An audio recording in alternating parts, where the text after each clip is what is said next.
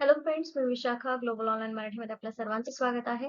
आजच्या सेशनमध्ये आपल्याला महाराष्ट्र स्टेट परीक्षा 2026 साठी पेपर इकॉनॉमिक्सचं प्रिपरेशन करायचं आहे आणि या प्रिपरेशनमध्ये आपण इंटरनॅशनल इकॉनॉमिक्स या युनिटवरचे काही एमसीक्यू प्रॅक्टिस करणार आहोत क्विकली, जे तुम्हाला या येणाऱ्या एक्झाममध्ये हेल्पफुल ठरणार आहेत. कारण जेवढे तुम्ही एमसीक्यू प्रॅक्टिस करणार, तेवढे तुमचं पेपरसाठी प्रिपरेशन स्ट्रॉंग होणार आहे.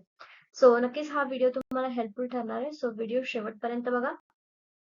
सेशनला सुरुवात करण्याअगोदर एक इम्पॉर्टंट सूचना किंवा संधी आहे त्या स्टुडंटसाठी जे स्टुडंट्स यावर्षीची एक्झाम टार्गेट करतायत 2026 ची एक्झाम, त्यांच्यासाठी पेपर 2 साठी एक फुल कोर्स आम्ही घेऊन आलो आहोत. ज्या फुल कोर्समध्ये आम्ही तुम्हाला देणार आहोत संपूर्ण टेस्ट, संपूर्ण अभ्यासक्रम notes, video lectures plus live lectures, PYQs आणि पेपर 1 फुल कोर्स. म्हणजे पेपर 2 सोबतच तुमचं पेपर 1 चंही प्रिपरेशन होणार आहे. तर फुल कोर्सची फीस 10,000 आहे, पण 20% त्याच्यावर डिस्काउंट प्रोव्हाइड करत आहोत. आफ्टर डिस्काउंट त्याची फीस 8,000 रुपीज होते. आणि या कोर्सला जॉईन करण्यासाठी किंवा आणखीन इन्फॉर्मेशन घेण्यासाठी इकडे दिलेल्या व्हॉट्सअप नंबरवरती मेसेज करा किंवा प्ले स्टोअरवरून ग्लोबल ऑनलाईन नावाचा ऍप डाउनलोड करा. ऍपच्या सर्च बॉक्समध्ये जर सेमेस्टर इकॉनॉमिक्स सर्च करा आणि लगेचच कोर्सला जॉईन व्हा. 25 मे पासून आपली न्यू बॅच जी आहे ती स्टार्ट होते. सो लवकरात लवकर आपलं नाव रजिस्ट्रेशन करा आणि प्रिपरेशनला सुरुवात करा. आजच्या पहिल्या प्रश्नापासून under imperfect competition firms generally produce. आता अपूर्ण स्पर्धेअंतर्गत उद्योग सामान्यतः कोणत्या प्रकारच्या वस्तू तयार करतात? त्याच्यामध्ये आपल्याला इम्परफेक्ट कॉम्पिटिशन म्हणजे कोणत्या राहिल्या की ज्या परफेक्ट कॉम्पिटिशनचे वैशिष्ट्य नाहीयेत. त्याच्या व्यतिरिक्त जे कॉम्पिटिशन असणार ते इम्परफेक्ट कॉम्पिटिशन असणार आहे. तर इम्परफेक्ट कॉम्पिटिशन मध्ये ऑप्शन्स आहेत homogeneous products, differentiated products, public goods and free goods. These are the options and the correct answer is option B, differentiated products. कसं? इम्परफेक्ट कॉम्पिटिशन मध्ये सर्व वस्तू सारख्या नसतात हे आपल्याला माहिती आहे, कारण प्रत्येक कंपनी म्हणजे आता डुओपॉली किंवा ओलिगोपॉली बघा तुम्ही, त्यांचा थोडासा फरकाने आपल्याला ती कंपनी किंवा ती फर्म ओलिगोपॉली किंवा इम्परफेक्ट कॉम्पिटिशन मध्ये येते.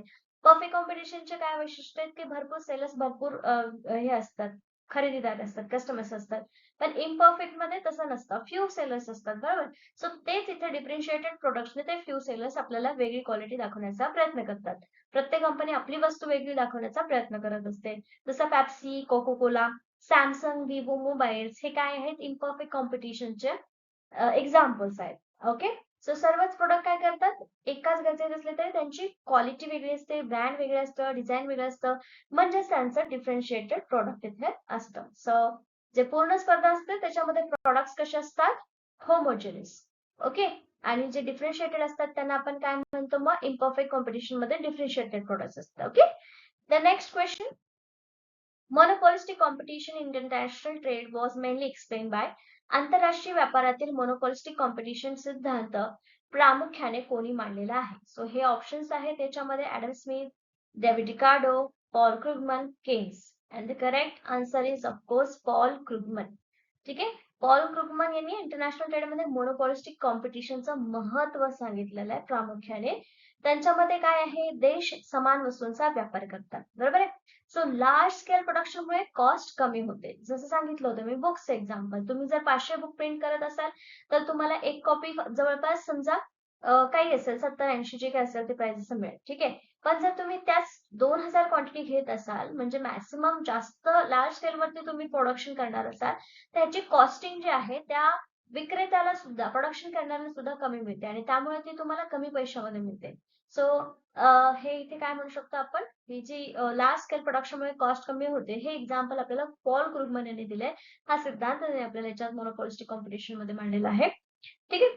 त्यानंतर अजून एक एक्झाम्पल देते याच्यामध्ये की भारत आणि कोरिया दोन्ही देश कार एक्सपोर्ट करतात आणि इम्पोर्ट पण करतात, बरोबर, लार्ज स्केल वरती, आणि त्याच्यामध्ये त्यांना कॉस्ट जे आहे ते काय कमी पडतं आणि अशा पद्धतीने त्याचा व्यापार होतो. सो मोनोपॉलिस्टिक कॉम्पिटिशन मध्ये आपल्याला पॉल क्रुगमन यांनी हा सिद्धांत दिलेला आहे. नेक्स्ट क्वेश्चन आहे डम्पिंग म्हणजे काय? Dumping means option A exporting goods at high prices, selling goods abroad below domestic price, import restrictions, currency appreciation. So these are the options. याच्यामध्ये आपण बघितलं होतं की डम्पिंग मध्ये काय होतं की बाहेरचं कोणीतरी आपल्या घरात शिरून त्याची वस्तू आपल्या वस्तूपेक्षा कमी पैशाला विकतो आणि याला काय होतं? मग लोक अट्रॅक्ट होतात. जसं चायनाचे प्रोडक्ट्स तुम्ही बघितले असतील. काय असतं याच्यामध्ये चायना प्रोडक्ट्स मध्ये? अट्रॅक्टिव्ह दिसतात आणि प्लस त्याची प्राइसही कमी असते. मग आपले जे लोक असतात म्हणजे आपल्या कंट्रीमधले जे लोक आहेत ते दुसऱ्या वस्तूची म्हणजे दुसऱ्या कंट्रीच्या वस्तूंची मागणी करत असतात. ह्यालाच आपण काय म्हणतो डम्पिंग म्हणतो. म्हणजे एखादा देश आपल्या देशातील किमतीपेक्षा कमी किमतीत वस्तू परदेशात विकतो, याला डम्पिंग म्हणतात. सो यापैकी मग ऑप्शन कुठला असणार आहे? सो करेक्ट आन्सर आहे option B, selling goods abroad below domestic price. ठीक आहे, परदेशात वस्तू देशांतर्गत किमतीपेक्षा कमी किमतीत विकणे. याचे पर्पज काय असतात माहितीये? फर्स्ट तर आहे फॉरेन मार्केट काबीज करणं. ठीक आहे, फॉरेन मार्केट कॅप्चर करणं. देन सेकंड जे असतं ऑप्शन आहे याचं कॉम्पिटिशन कमी करणं, कमी करणे. ठीक आहे, हे डम्पिंगचे उद्दिष्ट आहेत. डम्पिंग याच्यासाठी केले जाते, राईट. द नेक्स्ट क्वेश्चन आहे बॅलन्स ऑफ पेमेंट रेकॉर्ड, भरणा ताळेबंद किंवा व्यवहार तोल जो आहे त्याच्यामध्ये काय नोंदवलं जातं? ऑप्शन्स आहेत only export, only imports, all economic transaction with rest of the world, only capital transactions. So balance of payment म्हणजे काय की एखाद्या देशाचा उर्वरित जगाशी असलेले सर्व आर्थिक व्यवहार, एक एक ए नावाची कंट्री असेल तर ए कंट्री बी किंवा इकडे सी किंवा डी ई कुठल्याही जगाच्या कोपऱ्यामध्ये जी कोणती कंट्री असेल त्यांच्याशी जे काही व्यवहार असतात ते आपण कशामध्ये लिहितो? या बॅलन्स ऑफ पेमेंट मध्ये लिहितो. ह्याच्यात एक्सपोर्ट असेल, इम्पोर्ट असेल, फॉरेन इन्व्हेस्टमेंट असेल, लोन असतील, सर्व्हिसेस असतील, सगळं येतं. सो त्याला आपण बॅलन्स ऑफ पेमेंट म्हणतो. मग दिलेल्या ऑप्शन्स पैकी करेक्ट आन्सर काय असणार आहे? Option C, all economic transaction with the rest of the world. Okay, current account plus capital account is equal to balance of payment असं आपण म्हणतो. The next question, which account of BOP records export and import? BOP मधील निर्यात आणि आयात कोणत्या खात्यात नोंदवली जाऊ शकते? जसं मी सांगितलं की BOP is equal to current account plus capital account. ठीक आहे, कॅपिटल अकाउंट. सो याच्यामध्ये करंट अकाउंट आणि कॅपिटल अकाउंट याच्यामध्ये सगळ्यात पहिले करंट अकाउंट मध्ये काय काय ऍड होतं? Goods trade, services, income, transfer, हे सगळं याच्यामध्ये करंट अकाउंट मध्ये जातं. मग करंट अकाउंट मध्ये काय असतात? विजिबल प्लस इनविजिबल ट्रेड्स असतो. आणि आपल्याला याच्यामध्ये विचारलेलं की एक्सपोर्ट आणि इम्पोर्ट. मग एक्सपोर्ट आणि इम्पोर्ट हे काय आहे? विजिबल इनविजिबल ट्रेड आहे. मग कोणत्या खात्यामध्ये येणार आहे हे? करेक्ट आन्सर आहे current account, option B. Got it? Okay, the next question, balance of payment disequilibrium can be corrected. आता बॅलन्स ऑफ पेमेंट कधी होऊ शकतो, इक्विबिलियम कधी होऊ शकतो? जेव्हा एक्सपोर्ट आणि इम्पोर्ट ह्या एकाच ठिकाणी येतील तेव्हा इक्विबिलियम होईल. पण मग आता डिसइक्विबिलियम जर होणार की इम्पोर्ट जास्त आणि एक्सपोर्ट कमी किंवा एक्सपोर्ट जास्त आणि इम्पोर्ट कमी, तर याच्यामध्ये हा डिसइक्विबिलियम जो आहे, असमतोल जो आहे तो कमी करण्यासाठी काय केलं पाहिजे? ऑप्शन आहे exchange rate adjustment, monetary policy, fiscal policy, all of the above. तर ह्याच्यामध्ये करेक्ट आन्सर असणार आहे ऑल ऑफ दी अबोव. आता प्रत्येक गोष्ट जी आहे ती कशा पद्धतीने वापरली जाऊ शकते हे आपल्याला माहिती की एक्सचेंज रेट ऍडजस्टमेंट केली पाहिजे तेव्हा एखादी कंट्री स्टेबल होऊ शकते. मॉनिटरी पॉलिसीमध्ये काय होऊ शकतं की जे काही वेगवेगळे रेट आहेत ते वेळोवेळी कमी जास्त केल्याने इकॉनॉमी स्टेबल होऊ शकते किंवा बीओपी सुद्धा स्टेबल होऊ शकतो. फिस्कल पॉलिसी पण सेम मनी मार्केट कंट्रोल करण्यासाठी वापरली जाते. मग याच उपायाने आपण डिसइक्विलिब्रियम जो आहे तो कमी करू शकतो. करन्सी डिव्हॅल्युएशनने काय होतं? एक्सपोर्ट वाढवते आणि इंटरेस्ट रेट वाढला तर इम्पोर्ट कमी होतो. सो यांच्या मदतीने, या तीन गोष्टींच्या मदतीने हा जो असमतोल आहे तो कमी केला जाऊ शकतो. म्हणून ऑप्शन डी इथे करेक्ट आहे. The next question, devaluation refers to, चलन अवमूल्यन म्हणजे काय? ऑप्शन आहे increase in currency value, official reduction in currency value, rise in export, fall in import, and these are the options. ठीक आहे, आता डिव्हॅल्युएशन म्हणजे काय ते सांगायचंय. तर लक्षात घ्या, डिव्हॅल्युएशन म्हणजे नेमकं काय होतं?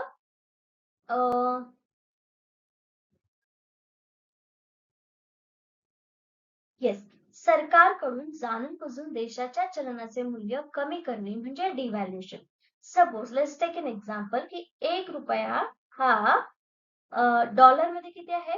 डॉलर 0.015 आहे.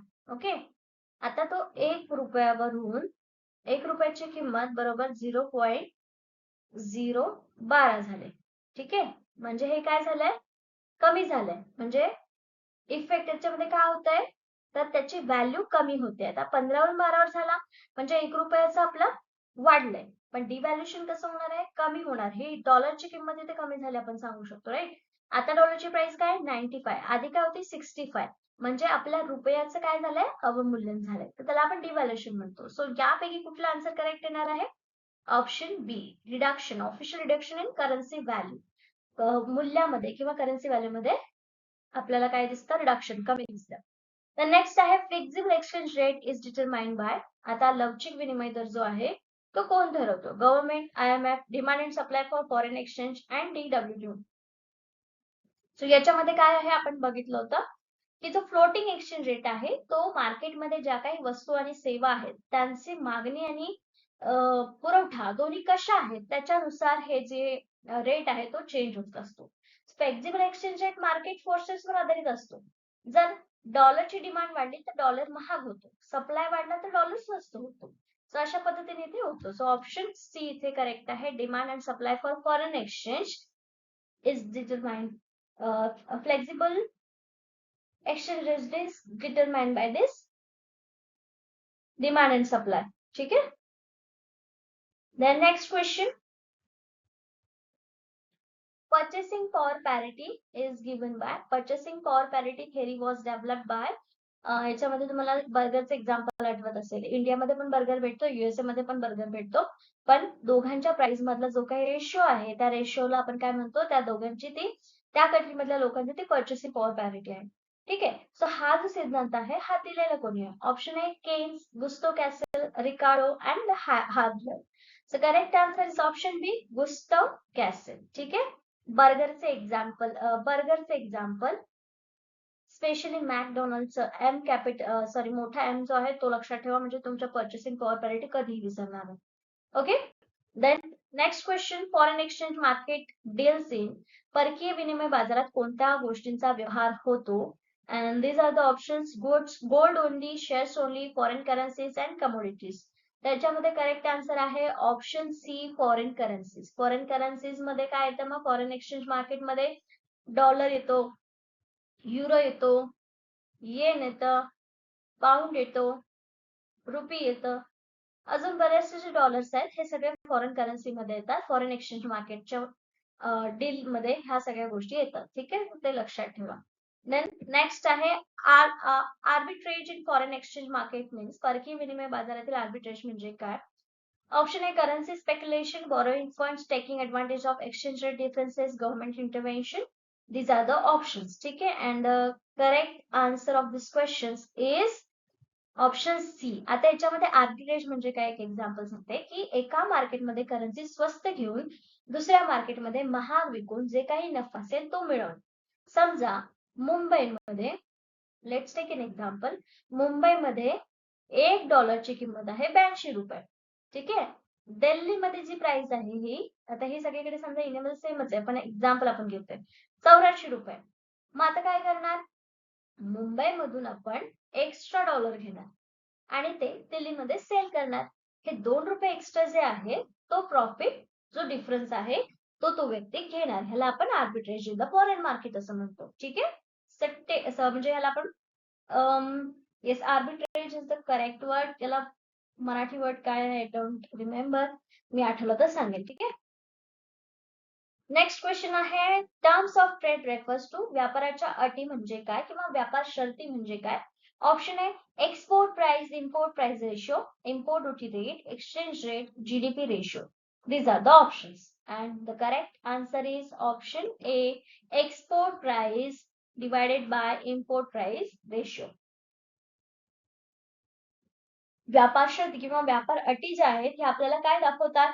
देशाची एक्सपोर्ट प्राइस किती आणि इम्पोर्ट प्राइस किती यांच्यामधील रेशिओने आपल्याला टर्म्स ऑफ ट्रेड जो आहे तो मिळतो. सो जास्त जर म्हणजे जो टर्म्स ऑफ ट्रेड जेवढा जास्त तेवढा देशासाठी फायदेशीर असतो. थोडक्यात काय?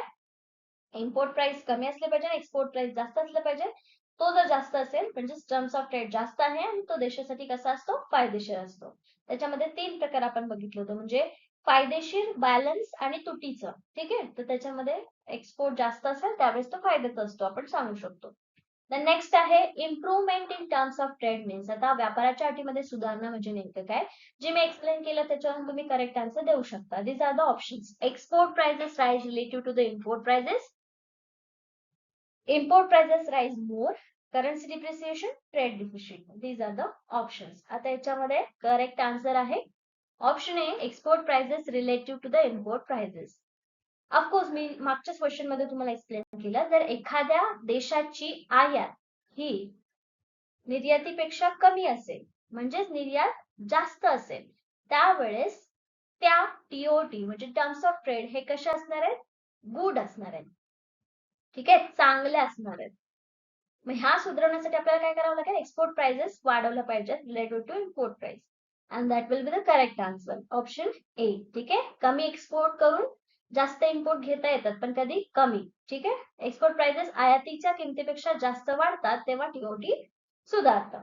Then next question, trade multiplier काय स्पष्ट करते? Option A, effect of trade on national income, exchange rate changes, tariff rates, monetary expansion. तर याच्यामध्ये आपण बघितलं होतं की एक्सपोर्ट वाढले की नॅशनल इन्कम पण वाढतं, त्याला आपण ट्रेड मल्टीप्लायर म्हणतो. याच्यामध्ये करेक्ट आन्सर काय येणार आहे? Option A, effect of trade on national income, व्यापाराचा राष्ट्रीय उत्पन्नावरती परिणाम. एमपीएस आणि एमपीएम. ठीक आहे, म्हणजे सेव्हिंग, बेविन आणि इथे प्रपोन्सिटिव्ह इम्पोर्ट, या सगळ्या गोष्टींवरून आपल्याला ट्रेड मल्टीप्लायर समजतं. ठीक आहे. The next question, tariff is, tariff म्हणजे काय? Option A, export subsidy, tax on import, tax on export, currency control. Tariff म्हणजे सांगितलं तुम्ही की टॅक्स एक प्रकारचा, जेव्हा दुसऱ्या देशातून आपल्या देशात वस्तू येत असेल तर आपल्या देशातल्या उद्योगांना संरक्षण देण्यासाठी हा टॅक्स लावला जातो. आयात शुल्क ज्याला आपण म्हणतो, आयात वस्तूंवर लावलेल्या टॅक्सला आपण टॅरिफ असं म्हणतो. ठीक आहे, सो याच्यामध्ये करेक्ट आन्सर असणार आहे option B, tax on import. Subsidy तर नाही, टॅक्स ऑन एक्सपोर्ट नाहीये, फक्त आपण आयातीवरचा टॅक्स म्हणू शकतो. डोमेस्टिक इंडस्ट्रीजचं प्रोटेक्शन, संरक्षण करण्यासाठी हा टॅक्स लावला जातो आणि ऑफकोर्स त्याच्यातून गव्हर्नमेंटला रिव्हेन्यू पण मिळतो. ठीक आहे.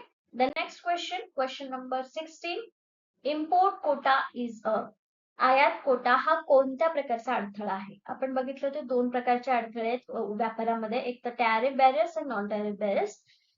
सो कोटा हा कुठल्या प्रकारचा अडथळा आहे? ठीक आहे, आता एक्सचेंज कंट्रोल आणि सबसिडी तर ऑप्शन याच्यातून कट होतात, कारण डायरेक्ट दोनच ऑप्शन राहतात, टॅरिफ आणि नॉन टॅरिफ.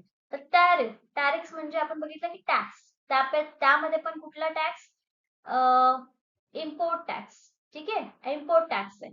मग इम्पोर्ट कोटा आणि इम्पोर्ट टॅक्स हे डिफरंट गोष्टी आहेत. टॅक्स जेव्हा एखादी वस्तू आपल्या देशात कोणी आणत असेल तर त्या व्यक्तीला भरावा लागतो, आणि इम्पोर्ट कोटा म्हणजे ह्या टॅक्स शिवाय या इम्पोर्ट आणणाऱ्या वस्तूमध्ये वर्षभरात फक्त तुम्ही 1000च वस्तू इथे आणायच्या, त्याच्यापेक्षा जास्त आणायची नाही.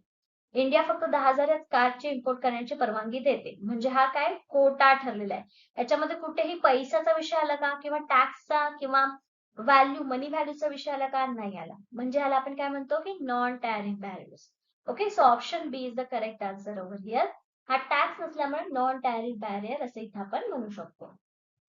Next question, anti dumping duty is impose to, anti dumping duty का लावली जाते? तर डम्पिंग म्हणजे काय हे तर समजलं आपल्याला, की बाहेरच्या देशातील लोक येतात, कमी पैशाला आपल्या वस्तूच्या किमतीपेक्षा कमी किमतीला ते वस्तू विकतात, त्याला डम्पिंग म्हणतात. मग अँटी डम्पिंग का केली पाहिजे?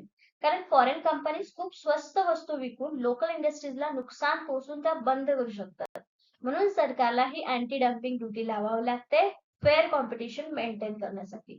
सो याच्यामध्ये करेक्ट आन्सर कोणता असणार आहे ऑप्शन्स पैकी? मग ऑप्शन बी, रिस्ट्रिक्ट अनफेअर ट्रेड प्रॅक्टिसेस, अन्यायकारक व्यापार पद्धती रोखण्यासाठी गव्हर्नमेंटला अँटी डम्पिंग ड्युटी लावावी लागते. द नेक्स्ट क्वेश्चन, गॅटचे पूर्ण रूप काय? इथे फुल फॉर्म विचारलेला आहे.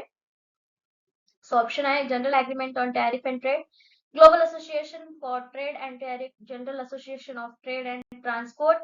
आता याच्यामध्ये बघा, ह्याच्यामध्ये असोसिएशन वर्ड आहे, याच्यामध्ये ट्रान्सपोर्ट वर्ड आले आणि असोसिएशन पण आलं. हे गॅट काय अग्रीमेंट आहे हे तर आपल्या लक्षात येतं. अग्रीमेंट वरून आपल्याला ए आणि डी दोन ऑप्शन भेटतात, पण गव्हर्नमेंट अग्रीमेंट नाहीये. हे गव्हर्नमेंटचं कुठल्याही प्रकारचं अग्रीमेंट नाहीये, हे पूर्ण देशातले वेगवेगळ्या कंट्रीज एकत्र येऊन केलेलं आहे. सो इथे गव्हर्नमेंट नाही म्हणणार आपण. मग ऑप्शन काय असणार आहे correct? Option A, general agreement on tariff and trade. ठीक आहे, कधी सुरू झाली होती गॅट? 1947. नंतर काय झाले त्याचं उत्रूपांतर? WTO मध्ये. कधी? 1995. लिंक लावून ठेवा. Okay, sorry. नेक्स्ट क्वेश्चनचा आन्सर मी ऑलरेडी दिलं मागच्या क्वेश्चन मध्ये. माहिती देतो. So WTO was establish in 1947, 56, 95, 2001. What will be the correct answer of this question? Yes, option C is the correct. कशाची जागा घेतलेली आहे यांनी? गॅटची जागा घेतलेली आहे. पर्पज काय आहे? इंटरनॅशनल ट्रेड रूल्स रेग्युलेट करणं. ठीक आहे. The next question, headquarter of WTO is located at. WTO चे मुख्यालय कोठे आहे? सो याचं करेक्ट आन्सर जे आहे, हेडक्वार्टर जे आहे ते कुठे आहे? जेनेवा इथे आहे. Geneva is the correct answer. The next question, NAFTA is an example of. हे कशाचं उदाहरण आहे? Monetary union? No. Custom duty? No. Exchange control? No. मग राहिलं काय? एकच. कोणतं? Regional trade blocs. कारण याच्यामध्ये वेगवेगळे देश जे नॉर्थ हे म्हणू शकतो आपण, USA, कॅनडा, मेक्सिको हे रिजनल ट्रेड अग्रीमेंट मधल्या याच्यामध्ये या ग्रुपमध्ये आलेले आहेत. ट्रेड बॅरियर्स कमी करणं हे यांचं काय होतंय? उद्दिष्ट होत असं आपण सांगू शकतो. So option B is the correct answer. The next question, IMF mainly deals with. IMF चे मुख्य कार्य काय आहे?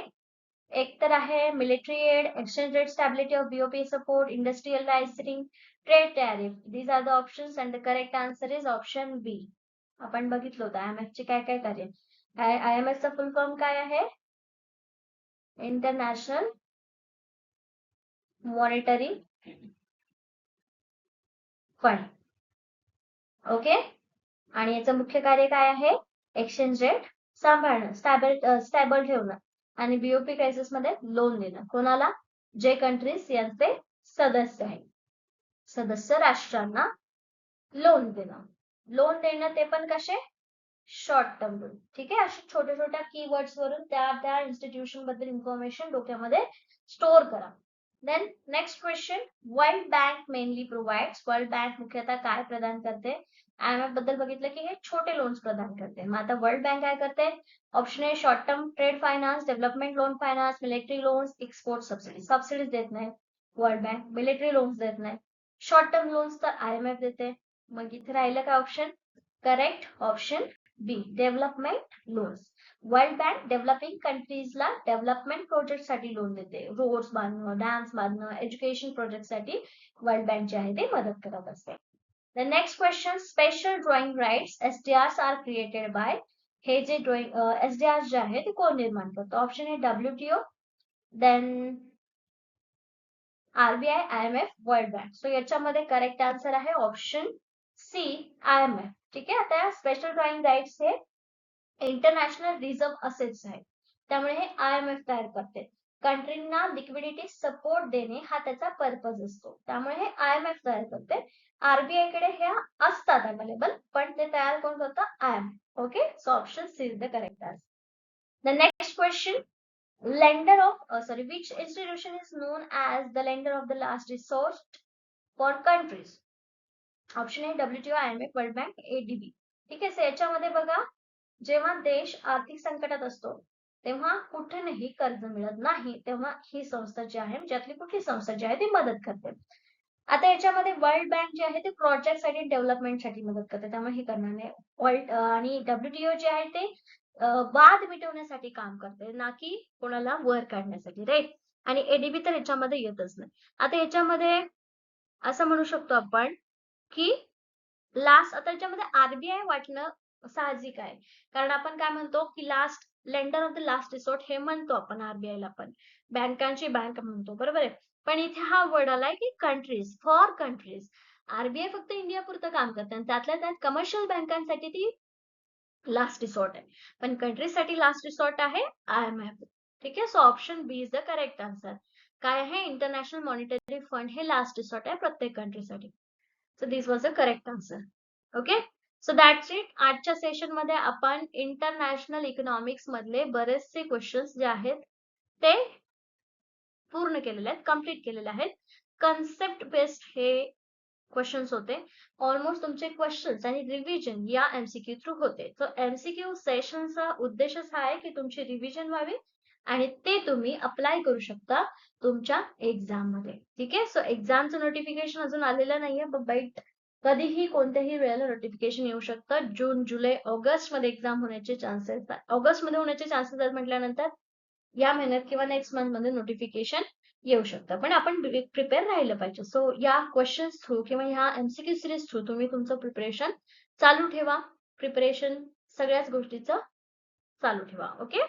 All the very best. Thank you for watching video.